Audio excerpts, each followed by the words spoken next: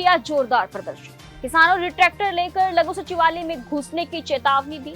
28 अगस्त की तारीख अगले आंदोलन के लिए घोषित। ट्रैक्टर पर चढ़कर अपने कपड़े फाड़कर प्रशासन के खिलाफ गुस्सा जाहिर करता ये व्यक्ति उस प्रदर्शन का हिस्सा है जो अखिल भारतीय किसान सभा के बैनर तले मंगलवार को लघु सचिवालय हिसार के बाहर किया गया।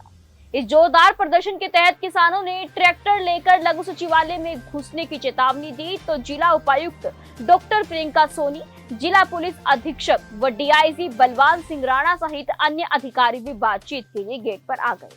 मगर किसानों के जोरदार प्रदर्शन के बावजूद किसानों और प्रशासनिक अधिकारियों में किसानों की मांगों को लेकर किसी प्रकार की कोई सहमति नहीं बनी। जिला उपायुक्त ने उनकी बात सुनकर सरकार तक पहुंचाने की बात कही है और नियमों के हिसाब से मांगे माने जाने की बात कही। साथ ही किसानों की लगातार लंबी होती मांगों की सूची पर उपायुक्त ने यह भी कहा कि वो किसानों के कहने से तारे तोड़कर नहीं ला सकती। किसानों ने भी उपायुक्त का ज्ञापन लेने के बाद अपना प्रदर्शन समाप्त कर दिया और 28 अगस्त की तारीख अगले आंदोलन के लिए घोषित कर दी। वामपंथी किसान संगठन अखिल भारतीय किसान सभा के बैनर तले संयुक्त किसान मोर्चा ने साथ मिलकर मंगलवार को किसानों की बर्बाद फसलों के मुआवजे, किसान आंदोलन में शहीद हुए किसानों के पारिवारिक सदस्यों को डीसी रेट पर नौकरी, फसल बीमा मुआवजा नहीं देने पर रिलायंस बीमा कंपनी के खिलाफ कार्यवाही आदि सहित अन्य कई मांगों के साथ लघु सचिवालय के बाहर धरना प्रदर्शन किया। प्रदर्शन के दौरान किसी भी अप्रिय स्थिति से निपटने के लिए जिला प्रशासन ने बड़ी संख्या में पुलिस वाले तथा रैपिड एक्शन फोर्स के जवान भी बुला रखे हैं। प्रदर्शन करते हुए कुछ युवा आंदोलनकारी कुछ ज्यादा ही जोश में नजर आए। आंदोलनकारियों ने कहा कि पुलिस वाले उनके लिए अपनी बंदूकों में गोलियां भर ले। एक आंदोलनकारी ने तो प्रशासन के खिलाफ गुस्से में अपने कपड़े तक फाड़ लिए। इस दौरान एक ट्रैक्टर पर सवार प्रदर्शनकारियों ने लघु सचिवालय में अंदर घुसने की चेतावनी दी, जिसके कुछ मिनटों के बाद प्रशासनिक अमला बातचीत के लिए गेट पर आ गया और बहुत से किसान प्रतिनिधियों के साथ बातचीत की। किसानों ने अपनी बातें प्रशासन के सामने रखी, लेकिन मौके पर किसी भी मांग की कोई सहमति नहीं बनी। इस पूरे मामले पर डीसी ने अपना बयान देने से मना कर दिया। रणनीति है, सरकार प्रशासन सरकार से मिला हुआ है। प्रशासन सरकार की भाषा बोलता है, देश और जिला हिसार के किसान और मजदूरों के बिल्कुल पूरी तरह खिलाफ है। जबकि हमारे घरों से इनके घरों में दूध जाता है, हमारे घरों से पनीर जाता है, हमारे घरों से सब्जी जाती है, हमारे घरों से फ्रूट जाता है, हमारे घरों से अन्न जाता है और हमारे घरों से हमारे गाढ़े खून पसीने की कमाई के टैक्स से इनको तनख्वाह डीए मिलती है, गाड़ी मिलती है, तेल मिलता है।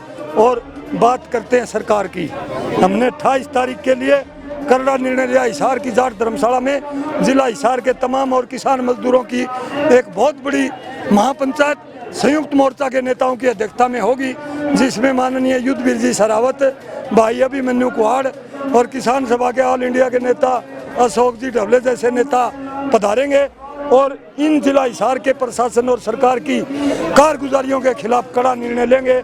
मुजफ्फरनगर रैली के लिए हर घर से, हर गली से, हर मुहल्ले से, किसान और मजदूरों के परिवार से कुटी पता एक आदमी अपने खर्चे पर मुजफ्फर रैली में जाएंगे। रैली को कामयाब करेंगे।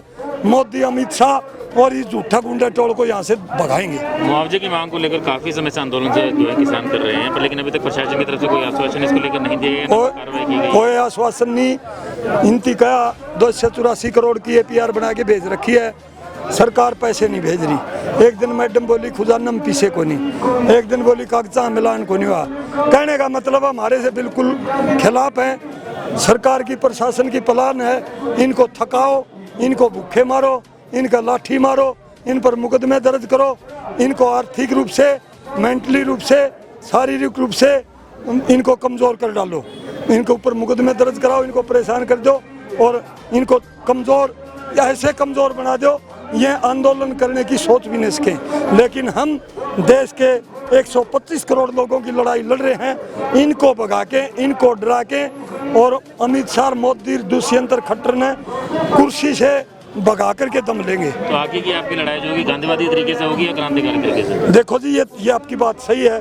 हमारा आंदोलन संयुक्त मोर्चा के तत्वाधान में एकता, अनुशासन, अहिंसा, एकजुटता सारे तरीके हम अपना करके बढ़िया ढंग से, हमने किसी के हिंसा नहीं करनी, किसी को घायल नहीं करना, किसी की जान नहीं लेनी, लेकिन ज्यादती होगी तो हम कुर्बानी देने के लिए तैयार हैं। इस मिशन को लेकर के लड़ाई को आगे बढ़ाएंगे। मैं 120 दिन पहले हमारी फसल बर्बाद हो गई थी, खरीफ 2020 के हमने ज़बरदस्त आंदोलन कराया था हिसार के प्रत्येक पूरे ज़िले के अंदर, प्रत्येक तहसील के अंदर। तो यहाँ की जो उपायुक्त महोदय ने उसने अपनी निगरानी के अंदर गिरफ्तारी कराई थी। 50 से 74% खराबा था।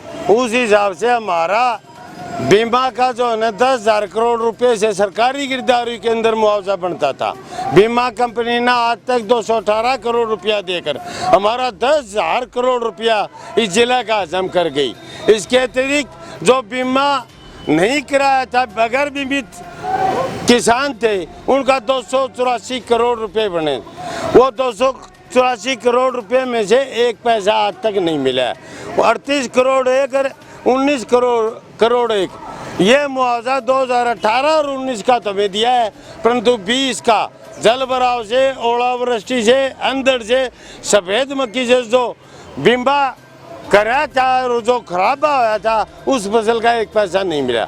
हमें 20 तारीख को यहाँ के प्रशासन से संयुक्त किसान मोर्चे ने बातचीत करी। यहाँ की उपायुक्त महोदय ने कहा कि मैं तो 284 करोड़ रुपए देने में असमर्थ हूँ, नहीं दे सकती, और बीमा कंपनी मेरे से बाहर की बात है। हमने कहा अगर आपके बाहर की बात हो, आप उसके ऊपर 420 का धोखाधड़ी का मुकदमा दर्ज करो। बीमा कंपनी और आपका ये कृषि विभाग है। मैं आपको बता देना चाहता हूँ, पापड़ा, कंडूल, आपके कई गांव ऐसे हैं जिनमें बीमा कंपनी ने आज तक क्रॉप कटिंग भी नहीं करी है।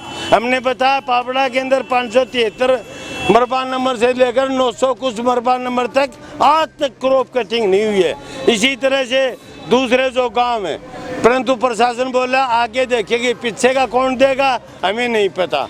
रिलायंस कंपनी को इन लोगों ने इस तरह भेज दिया जिस तरह से भोपाल के अंदर गैस त्रासदी हुई थी, और वहाँ के कंपनी को उस समय के शासकीय अध्यक्षों ने हवाई जहाज में बिठाकर अमेरिका भेज दिया।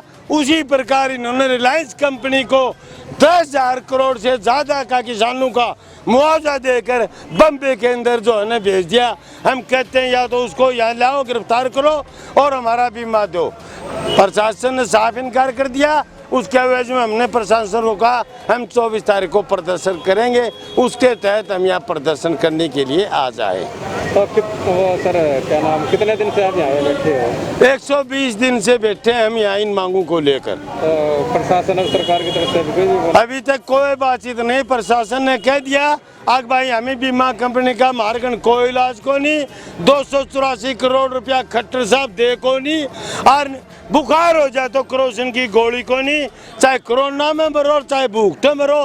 खट्टर ने तो इस जनता को लावारिश कर छोड़ दिया। तो आज का जो प्रदर्शन है वो किस प्रकार का प्रदर्शन है? अब जाएंगे आगे पुलिस खड़ी है, प्रशासन की क्या नीति है वो तो जो किसान यहाँ आए उनका और प्रशासन के बीच का मामला तो संगठन का नहीं। आज क्या होगा वो तो ये लोग फैसला तय करेंगे। तो आज भी नहीं, अगर माननी गई तो आगे की वो संयुक्त किसान मोर्चा बैठकर 5 टोलों के साथी उनके अध्यक्षता में आज ये प्रदर्शन हो रहा है, वो फैसला करेंगे, वो मान्य होगा।